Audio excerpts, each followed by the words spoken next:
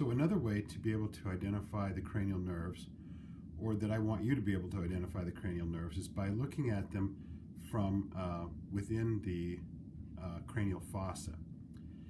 Now, already in your studies so far, you've learned a lot of the different landmarks and features of the cranial fossa, and many of the openings and foramina associated with it. And these are the openings and canals through which these cranial nerves will be exiting the skull. And so, in addition to being able to identify the cranial nerves within that cranial fossa, you also need to be able to identify and remember the association of those nerves with the various landmarks and openings through which they will pass or connect to. So, as with the previous video where we looked at the base of the brain with the cranial nerves still in place, here the brain has been removed, but the cranial nerves have been left in the cranial fossa. And so I want to just run through each of those to begin with so that you can kind of see from 1 to 12 which of these cranial nerves is which, and then we'll come back and then identify the association of those cranial nerves to the different landmarks or foramina that they connect to or pass through. So, beginning at the anterior part of the skull, so again, here's the cranial fossa. This is anterior here, posterior back here. Here you can see the cribriform plate, and beside it will be the crista galli. And here you can see the cranial nerve number 1 lying within that recess here, where the olfactory bulb is there. This would be the olfactory tract.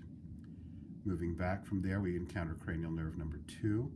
This is the optic nerve, so that will be that one.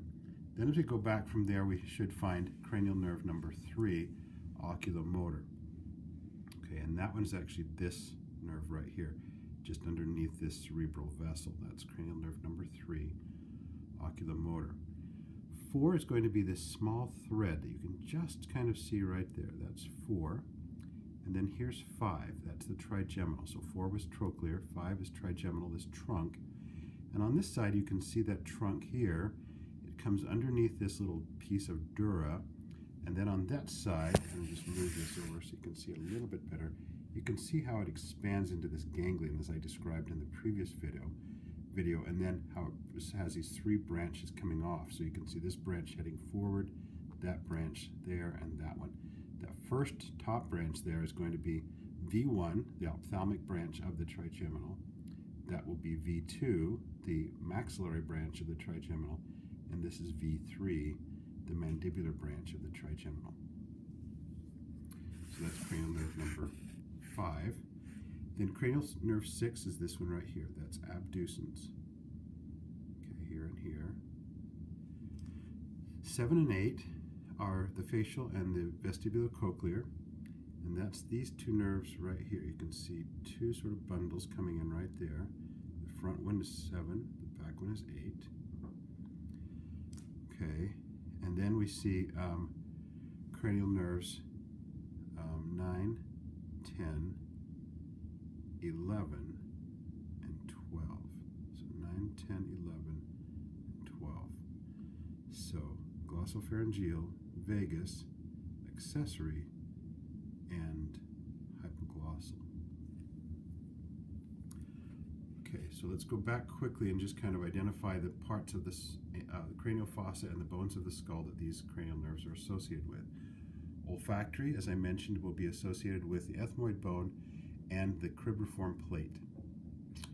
Cranial nerve number 2, the optic, is associated with the optic canal.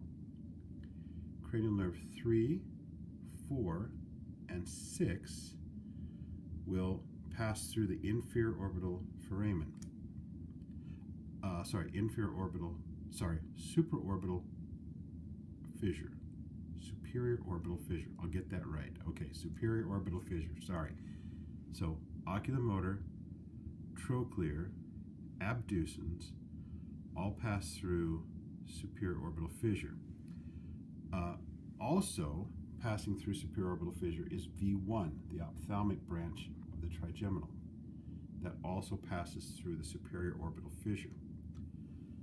V2, the maxillary branch of the trigeminal, passes through foramen rotundum. V3 is going to pass through foramen ovale, so that's the mandibular branch of the trigeminal. It's going through ovale. Now you may remember, as you think about those different foramina of the sphenoid bone, that you have rotundum, ovale, and then spinosum really close to the ovale. So you might be wondering, well, which cranial nerve passes through spinosum? And a cranial nerve does not pass through spinosum. What passes through spinosum is this red vessel here. This is the middle meningeal artery. So that's what's coming through foramen spinosum. Okay, then as we move back here, we've got, so that's again cranial nerve 5. But then as we move back here, we have 7 and 8. Those are associated with the internal auditory meatus. Okay, 9, 10, and 11 are passing through jugular, and 12 goes through hypoglossal canal. Now on this side over here, you'll see that you can see some fibers from